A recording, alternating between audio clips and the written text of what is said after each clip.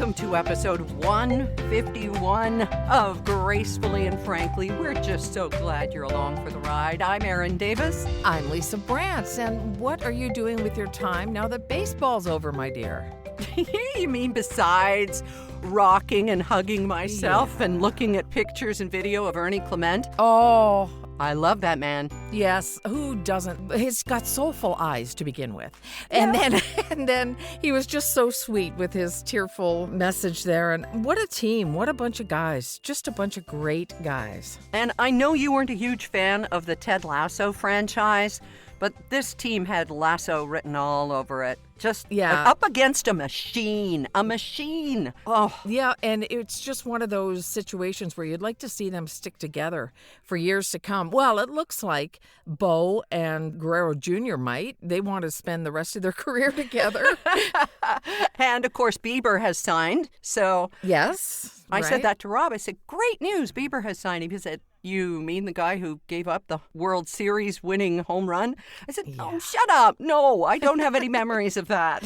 No, Justin Bieber. Justin Bieber's going to be on. No. Oh, okay. All right. So now it's time to head back to shows that we've been putting off or that are on our PVR. And for us, it's the morning show on Apple, and nobody wants this. Loving it. Loving that. Good. But Lisa, I have to tell you a story right off the bat of something on my PVR that was so downright embarrassing. Off the bat? Okay, tell me. Off the bat, but not of baseball.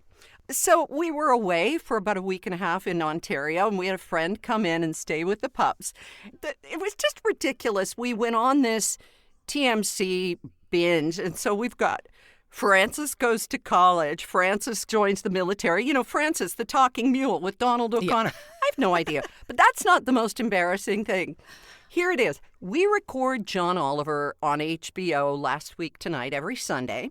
Yep. But HBO being its own little world, sometimes it starts early, the show, sometimes it goes late, and you hate to miss the ending. So we record the show that comes after John Oliver. And when we got home and looked at our PVR and saw what was in the lineup, and it's called The Sex Lives of College Girls. Oh, no. Yes. So I wrote to Celia and I said, Celia, we recorded this only because Oliver goes over, and that's the show that comes on afterward. It's not some pervy what that we watch. I have no idea what the show is because we've never seen a second of it. But I'm just what you want to see on your PVR when you die and they come in and take away your TV. Jeez. That's right. Yeah. Well, clearly they were into equine animals and the sex lives of college girls. Oh, my goodness. I know. Well, we're not seeing the morning show, and I think the Ted Lasso issue was because it's Apple TV and we don't get Apple TV. There you go. Yeah, exactly. Okay. So I'm going to have to look for Sex Lives of College Girls. No, you're not. Really, not on my recommendation. Okay, all right. Do you get HBO? Yes. Okay, because last Sunday on the November 2nd episode, John Oliver mentions the Okanagan, the Kelowna area, and Soyuz and Oliver, there's a hint in there, in British Columbia.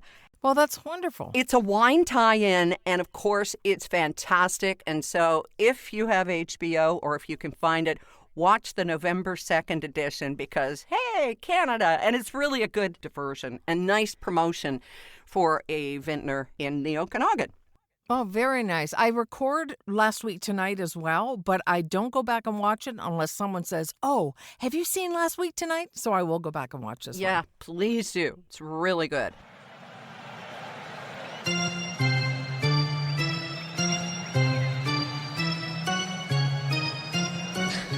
Are you crying? No. Are you crying? Are you crying? There's no crying. There's no crying in baseball. All right. So, baseball. I know a lot of people are over it. And in my feed, a lot of people are not. Yeah, I've seen a lot of people who aren't. Yeah. We just want it to go on and on. And I came across this thing, Lisa, that it just explains why this all hurts. And there's a psychological explanation, and it's from Vox Mental Health. There's Okay. real psychology behind why fans across Canada are feeling heartbroken because your brain doesn't just watch sports, it experiences them. You get dopamine releases, and when you lose, the dopamine drops, and then you can feel deflated or even heavy. Heavy as in the case of the entire bag of peanut M&Ms that I ate on Friday night. I did. Oh, I don't blame you. That's good stuff. It is. It is the good stuff. There's also the science of belonging and feeling part of a community. And that's what I did. I mean, I had these watch parties every night on Facebook, and it was great fun. Of course. And you're with a community of people who are feeling like-minded, and we all long for that, right? We all want to be around people who are thinking of the same as we are about something anyway. It's nice in this country because in any country, there are so many things that divide us. But Yes. for even just a game and a team to bring so much of Canada together, it was wonderful. Also, your empathy circuit is on fire. Like when you see Ernie Clement or Guerrero or any of the players cry or thank fans after a loss, your mirror neurons fire because your Yes. brain mirrors what it sees. So this is empathy in motion. And why does this hurt deeper? Because it's the end of a shared joy and collective meaning. I mean, we went through this a year ago, a lot of us, when Kamala Harris lost, and it's a symbolic loss. It's the grief of losing something that represented connection or hope. So you have some ideas on how to cope. You know, I was thinking, you said Kamala Harris, and I was thinking about Gord Downie was the last time our country really felt like it was one big thing, you know, watching that final tour. Okay, you cope by acknowledging the sadness. That's one of the things you have to do. You name it and you face it head on. And that way you give your brain a chance to go, oh, okay, there's something I have to deal with. And I'm sad. I don't Okay. want to be sad anymore. Right. Don't curl up in the fetal position and hide from everybody. Make sure you're reaching out with other people. I've seen so many of my friends on Facebook who are really genuinely sad. And what they're doing is reaching out, finding other people who are feeling the way they are or not the way they are, and sort of coping together. Find a new energy outlet. Mm-hmm. Look for another way to get rid of this emotion. Physical activity, going for a walk, making something, painting something. And another thing that a lot of the baseball writers said right from the very beginning was, and you said this, you said this first before anybody else, Oh, sure. that I'm going to be grateful for their season. I'm going to be grateful for what they brought us. So you shift to gratitude eventually and get happy for, you know, the Blue Jays became Canada's team, or the whole country was behind them. It, like you say, it brought people together like few things can right now. There's a lot to be grateful for, and they were just fun to watch. Yeah, they really, really were. And lip reading. Oh, I had so much fun lip reading. Like, I can't remember the name of the player who got hit by the pitch. And Oh, name one. They were all hit by pitches, Lisa. That's all the Dodgers did was hit our hitters, but I'm over it. yeah, you're over it. yeah. But watching the lip movements and, you know, everything started with an F, and it was kind of fun. Yeah, is there an easier word to lip read than that? I had one woman who was on my Facebook feed who said, I'm having to cover my granddaughter's eyes. And I'm thinking, she knows all these words. She hears them at home. Don't kid yourself, Grandma. Exactly. Oh, goodness.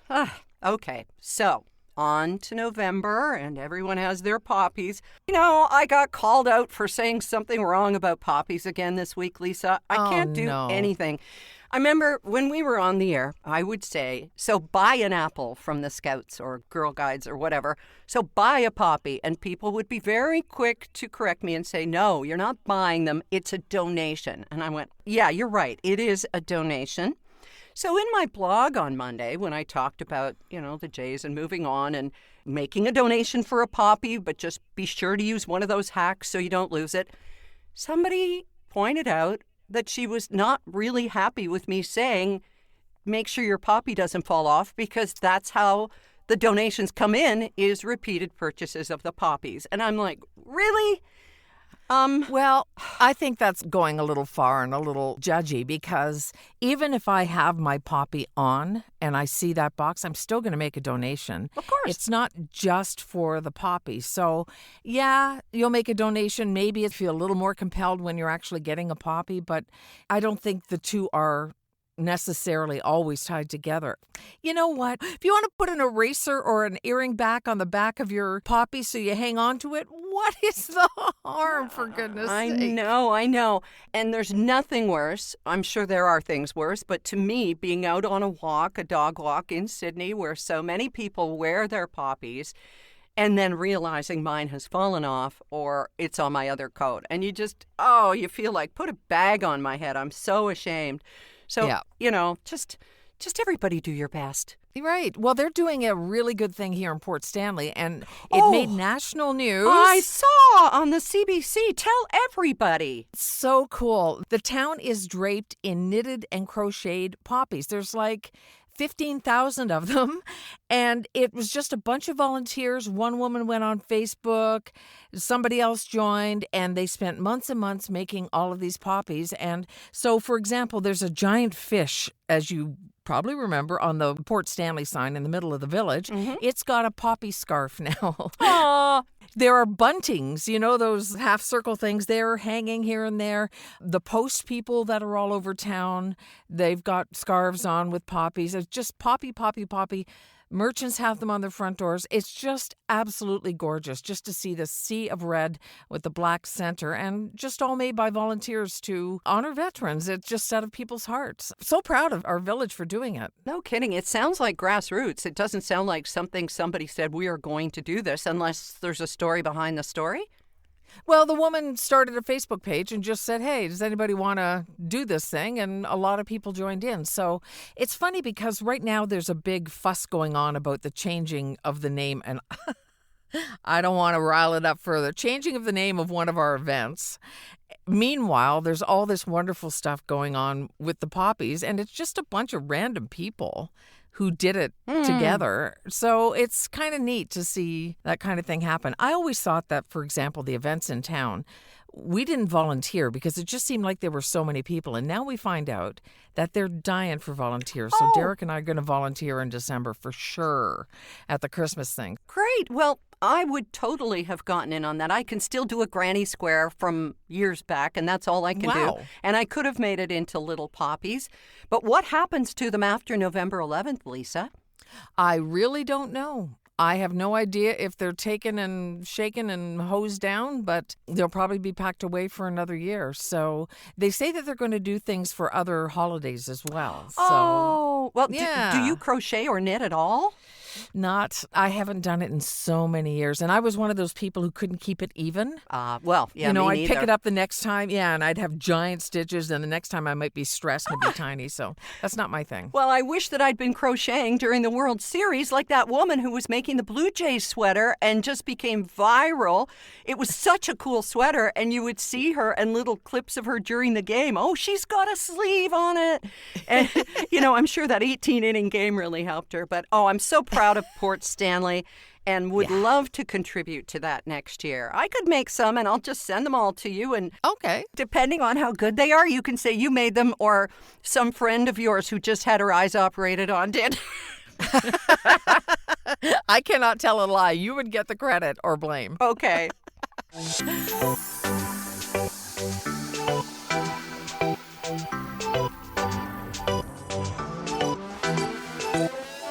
You and Rob are good travel companions, right? Yes, thank goodness we are. Yeah. How about you and Derek? We have different... I like to do things that are spontaneous, and he likes to stick to a plan. It can get a little bit, I don't want to say testy, but we have to adjust over a couple of days, and then we're fine. Okay. But in the airport is where Kelly Ripa, of all people, came up with this idea of an airport divorce. What? Where you can't agree on what you're going to do before the plane flight, so you go your separate ways until it's time to board. Like a sleep divorce and a whatever divorce. And to me, that's the time when you need to be together and you need to operate as a team.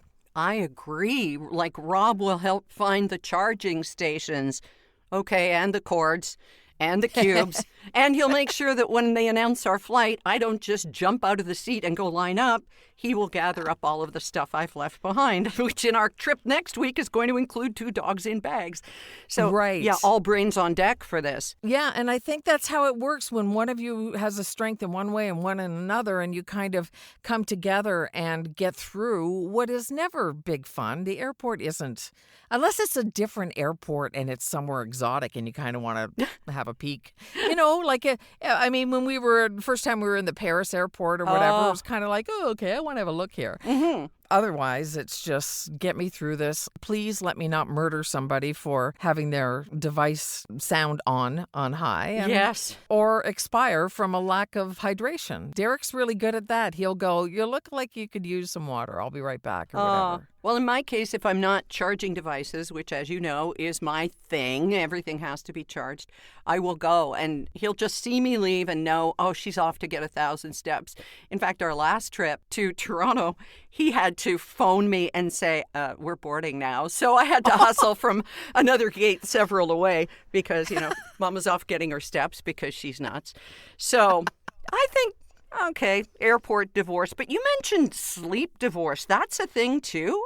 Oh, yeah. Separate rooms. Oh. I can name probably 5 or 6 couples off the top of my head that I know that are happily married and get along great, but they sleep in different rooms because one of them snores or one likes to stay up late, the other one doesn't, and they just sleep better when they're on their own. And sleep is so important, as we know. Yeah. They're just doing it this way. And it's become so common, at least in my world, that I don't even blink at it anymore. It used to be that as younger people, we would look at older couples and go, oh, that's too bad. Their marriage, their sex life, their closeness must be over now because they're in separate bedrooms. But, there can be a lot of anticipation that comes with that knock before bedtime or, making sure that the door is double bolted or whatever, To each couple, their own. That's right. I don't have a white sound machine. I have a fake snoring machine, so he thinks I'm asleep. No, we actually sleep in the same bed, just us and the 2 dogs, and we live happily ever after. But the airport divorce, that's only going to happen if he just finally gets sick of me and says, I'll see you on the plane. Just deal with it. And you talk about getting your steps. Yes. There was a study that came out, another one about steps, and they specifically looked at women who were older, so average age 72. Okay, so much, much older than us, but go on. Yes. The idea is they were looking at getting a certain number of steps as opposed to no steps. Right. So they found twice a week getting 4,000 steps was the optimum for not dying, for better health, for all of those things. And if you got more, it didn't really move the needle. What? Yeah, that was the optimal number, 4,000 a couple times a week. The point of this study, I think the researchers did it or are now talking about it, so people don't feel like, well, I'm never going to get 10,000 a day, so what's the point? Well, now if you look at 4,000, like the walk that Derek and I do is about 40 minutes, and it's roughly 4,600 steps. So there you go. Wow. Yeah, and it's just to get people moving at all because some don't, and it would be better if they did. You see, This is it. And we've talked about this before because the 10,000 was just some arbitrary number chosen because they thought people could remember it. And it isn't that, but my Fit app, it keeps track of days, and if I don't get 6,000, for example, then my streak ends. And I was really proud of my streak, and it ended, and then I went, you know what? It doesn't freaking matter. The important thing is it was a rainy, cold, windy day. I didn't go down to the parking garage and do my steps like a crazy woman on the security camera, which I'm sure I look like. Uh-oh, this woman's lost her car again and again and again. But all that matters is the effort, and we tend to be so hard on ourselves. And I may just be speaking for myself. You, of course, have a much saner take on everything. Well, I could go in and tell my step counter to stop lecturing me because it will say, oh, you're not going to make your streak. Yeah, drop dead step counter. Really, and that's pretty much what I say to it, and then just go on with my day. The wicked step counter. There we go. I have to write a new sleep story. Oh, yes, sleep stories, Drift. Yeah, Yes. well, thank if you. If you do have trouble getting to sleep, be sure you check with Drift. And it's a wonderful, wonderful podcast I wish I could listen to. I know. Oh, well, that was very sweet. But I'm just saying, constant demands on ourselves that make us just throw up our hands and say, I'm never going to be good enough. Why even bother? That's not it. You're saying 4,000 steps? Twice a week, but even once a week. But they say twice a week, 4,000 is optimal. That's pretty doable if you have a block to walk around a couple times or something. Yeah, sure. And you can do that when you're on your phone. I did it waiting for WestJet the other night. I was on hold with them. Do you know that they charge you $25 just to make a phone call to book something in person over the phone with a human? Are you kidding me? Yes, they charge. And here's where they get you. You have to do it in person in order to get dogs under the seat in front of you. And don't get me started on the price of dogs under the seat in front of you in space that wasn't going to be used except by your feet and your purse. $100 each trip, each dog. Oh, come on. my goodness. Rob said we could have bought all new dogs for this trip. You could have, and you could also have them catered for their dinner and everything else. Oh, man. It's unbelievable, Lisa. And then we took the dogs to the vet the other day because we have to get certificates for the Mexican customs when we arrive there next Thursday. And you'll be traveling too, which we'll talk about next week. But so we go to the vet, get a winter's worth of flea and tick juice, and the vet basically looks at their teeth, listens to their heart, touches them in their bathing suit places, and then $700. It's like, I can't with this. Oh, my goodness. Traveling with dogs, we're not going to do again, I think. But back to those steps. Even if it is 4,000 twice a week, even if it's 2,000 twice a week, I was on the Sierra Sil website reading some of the real notes that people have left saying, you know what? I can sit down on the toilet. I can reach over and pick something up. Never mind walking, hiking, I can bend over. And this is thanks to Sierra Sil, Joint Formula 14. It's real, people. You've got to go to their website and read what these people have said, because you can listen to us, and we've been taught to be jaded by what we hear people say, but Sierra Sil really does work for us. No matter how much you move, it's about how much you want to move, and they guarantee you'll feel a difference in 14 days or your money back on these mineral capsules. SierraSil.com is the website. SIERRASIL.com, and use your code GF for 14% off your purchase.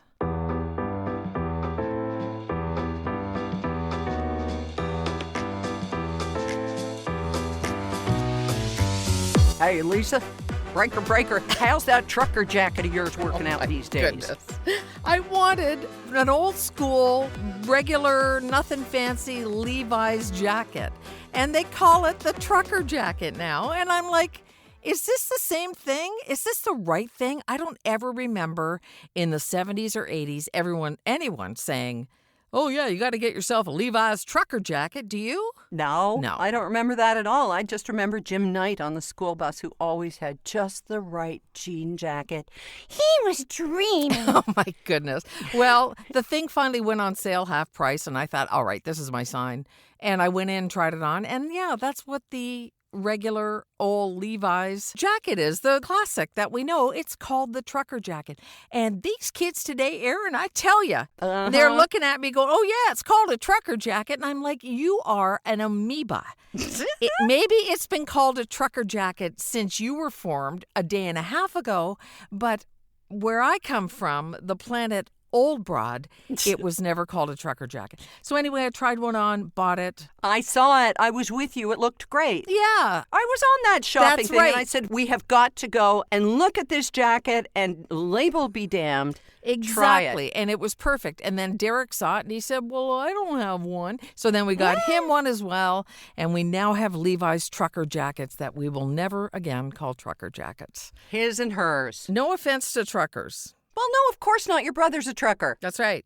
You are not offending truckers, and I would like to know if truckers actually wear them. I'm going to pay attention now next time we're stopping for gas along the 401 or wherever we do. Yeah, and then you say, that's like your trucker jacket. And they'll go, what are you talking about? It's Levi's, you know. Exactly. Marketing.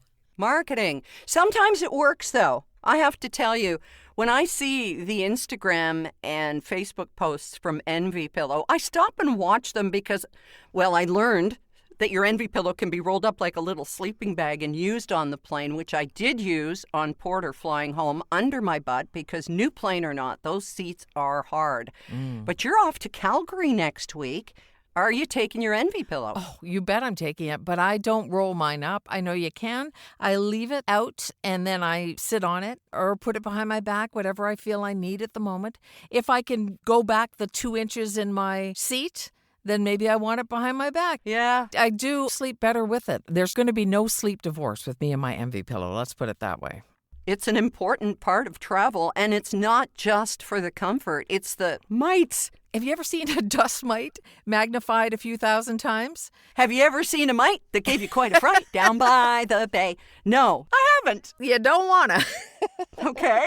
Copper technology and Envy Pillow will get rid of them mites, and you don't know, why am I saying them? Those mites, and you don't have to deal with them because that's an issue with pillows is you get dust mites, you get skin flakes, you get all those things. Oh, yummy. But your Envy Pillow stays clean. It's lovely. So many attributes to this pillow, and it does make a perfect gift. Go to envypillow.com, E-N-V-Y pillow.com. Use the code GF for 10% off, or if you're into the sheets where the mites will not be, you'll get 15% off. So that's even better.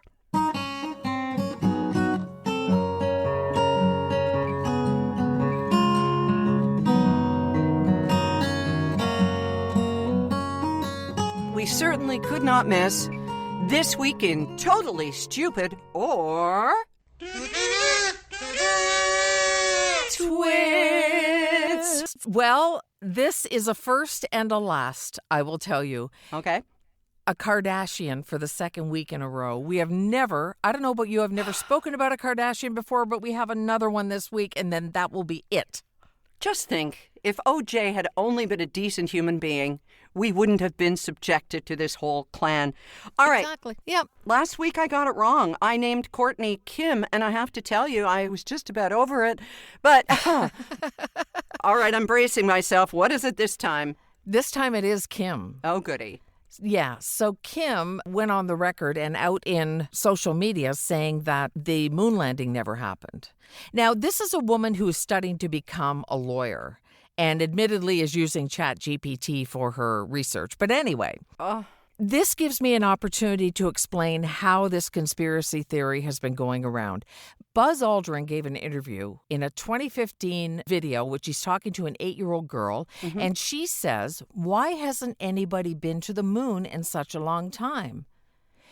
Aldrin says, I want to know why we haven't been back, but I think I know the reason because we didn't go there and that's the way it happened. Now, what he meant to say was we didn't go there again, and that's the way it happened. I mean, he starts off by saying, I want to know why we haven't been back, right? Right. So the conspiracy theorists cut it and just take the part that says we didn't go there. So what he's talking about in full context is not going back again, not denying they went in 1969, not suggesting the landing was fake. It is selectively edited, and Kim Kardashian fell for it. No amount of money can fix stupid. Right. Well, she's in a big club. And wasn't it Buzz who just cold-cocked somebody who came at him with that question in a scrum or something? That was beautiful. It was, and he's the only one I met and got an autograph from. And do you think I can find that book? He's the only one from an Apollo mission that I ever met. But no kidding. yeah. That's pretty good. Yeah, he was a kooky guy, but he admits that they went to the moon. Of course. Why do we give stupid people a platform? Because they're twits, and it's fun. Don't miss episode 152 of Stupid People with a Platform. Aaron and Lisa. Lisa and Aaron. That's right. We'll see you at gracefullyandfrankly.com and on Facebook. Absolutely, where we update things and you have your say. And please do call us on our voicemail line. You go to gracefullyandfrankly.com and right down in the bottom right corner, there's a little blue circle. You could miss it, but it's a microphone. Try it. hit it, talk into it. And if you think you screwed up, don't worry. We could edit anything. We could make it look like there was a moon landing. You know how many people would have to be involved in that conspiracy? Anyway, for here it's just 2, so. Yes, it is. It is. We are a conspiracy of queenagers, and we would love to hear from you. You can buy us a coffee, and we would be grateful too. Don't forget to check out Lisa's 3-book series. It's now out there in the wild. Makes a wonderful gift to yourself during these colder, darker evenings, or for somebody special that you love in the holiday season. And you can get them all at gracefullyandfrankly.com, right? You can. That's our hub home, our home of the hub. Okay. Talk to you next week, honey. Bye. Bye.